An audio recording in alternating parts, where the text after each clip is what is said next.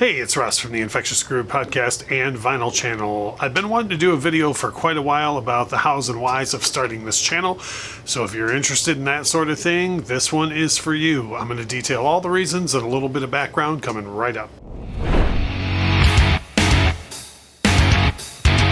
So if you've subscribed to the channel already, I greatly appreciate that. If you've just enjoyed the videos that we've done, I greatly appreciate that. I love all the interaction and the likes and the shares and the comments below. That's part of what I'm doing this for. But if you've ever watched the videos, and at the beginning I always say from the Infectious Groove podcast and Vinyl channel, and you've never listened to the podcast, I will give you just a quick bit of information on that. This is not meant to be a commercial for the podcast. If you want to listen to it, sweet. If you don't, that's cool too. But for years, many people that I know, every time we had some sort of conversation about music, would always say, boy, why don't you have your own music podcast? And by way of a very long story, it took me way too many years to finally get started on the podcast.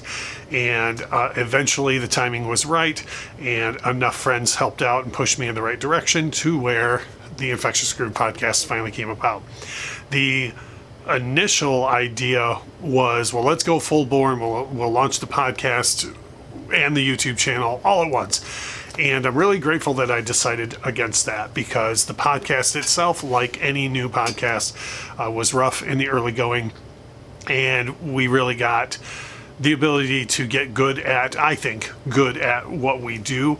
And the podcast was released an episode a week for almost an entire year before we actually started launching content here on the YouTube channel.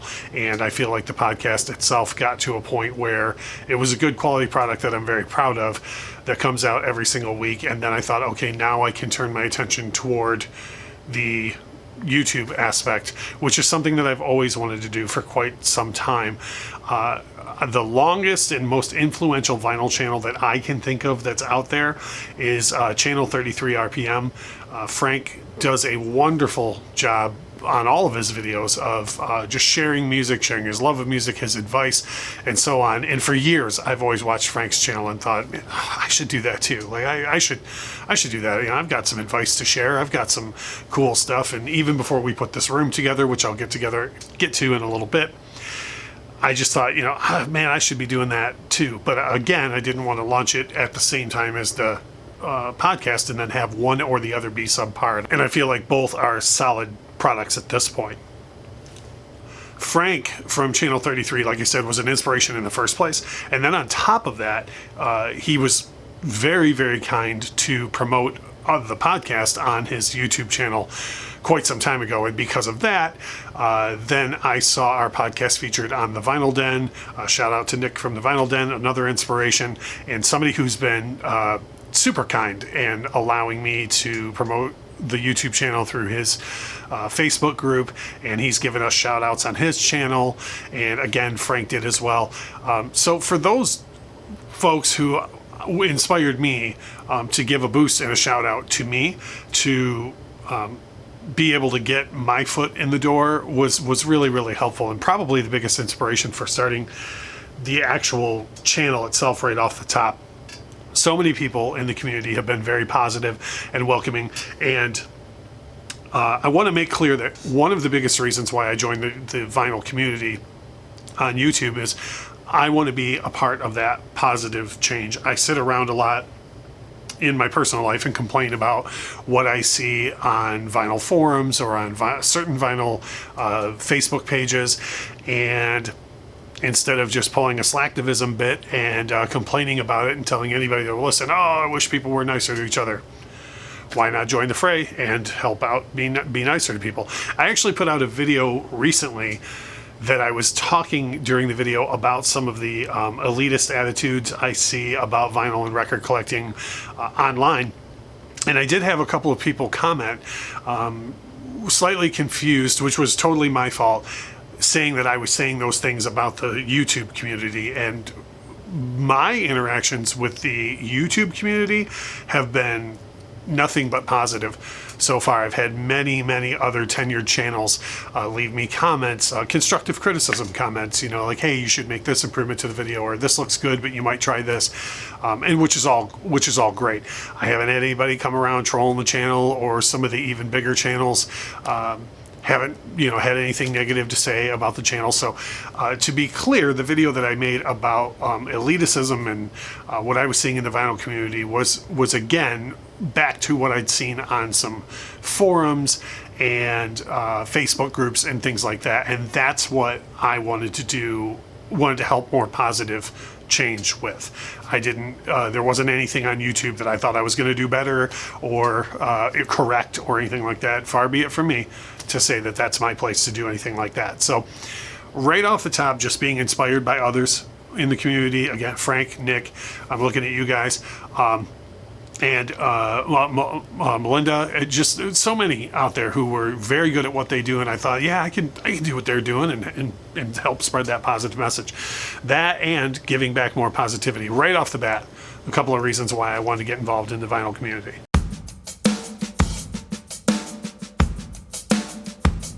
Another thing I wanted to do was share my ever-growing collection. I should make clear, I've had a couple of people ask, and it's totally understandable. I am not a dealer of records at all.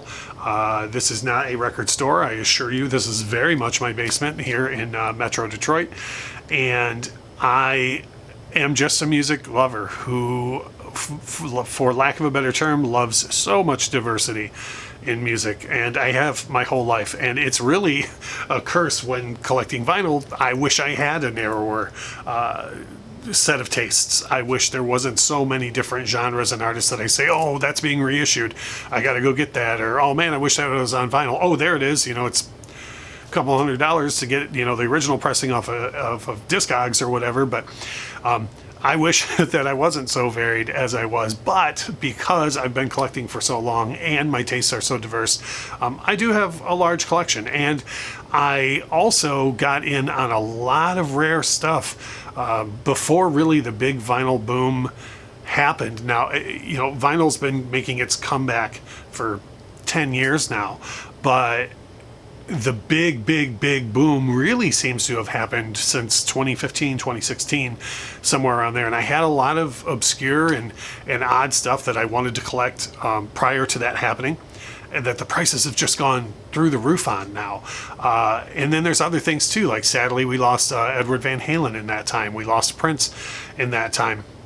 And some of those more rare records that I had purchased before those things happened, before the boom and before the passing of the artist, have just skyrocketed in price. And I want to be clear that nothing about this channel is ever meant to advertise anything for me. I'm not a dealer. I'm not a seller. I've never sold one record that I've purchased ever. If anything, I may have blind bought a couple of records here and again that didn't work out for my tastes, but they end up working out for somebody else. Even the Third Man Records vault, I'm a member of that. And there's been a couple of vaults that I think, ooh, no, this one's not for me. And I've just, worked out a trade with somebody, make sure it goes to a home that somebody's going to enjoy it. So I did want to make that clear, that the second big reason why I wanted to start this channel was to share my collection and show some of the things that I've worked real hard to collect, and some of those rare pressings that people don't get to see a lot. But none of it is ever for advertising. I don't have a Discogs shop. I don't have an eBay account for selling. I've bought on those two platforms all day long. But none of this stuff is advertising or trying to get around some way of getting offers for these records. They're just simply meant to share with you.